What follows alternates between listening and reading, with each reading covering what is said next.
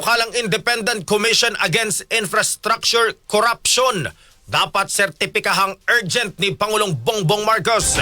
Kasama mo sa balita si Radyoman Grace Mariano.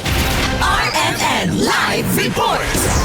Iginit nga ni House Deputy Minority Leader at mamamayang Liberal Party List Representative Leila De Lima sa liderato ng Kamara na hilingin kay Pangulong Ferdinand Bongbong Marcos Jr. na sertipikahang urgent ang mga panukalang batas na magpapalakas sa kapangyarihan ng Independent Commission for Infrastructure.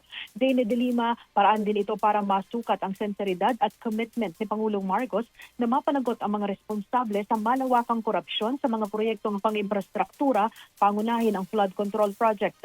Ang hirit ni De Lima ay kasunod ng pahayag ni House Committee on Government Reorganization na Chairman, Representative Salvador Pleito, na nais ni House Speaker Faustino Boji D. III na agad maipasa ang House Bill numbers 4453 at 5699 para sa paglikha ng Independent Commission Against Infrastructure Corruption. Ayon kay De Lima, hindi sapat ang pag-usad ng ICI sa pagrekomenda ng mga kaso dahil iilang flood control projects lamang at iilang lugar ang nasilip nito, gayong napakarami pang kailangang investigahan, kaya ang dapat ay mapalawig ang kapangyarihan ng ICI, mga tauhan at pondo.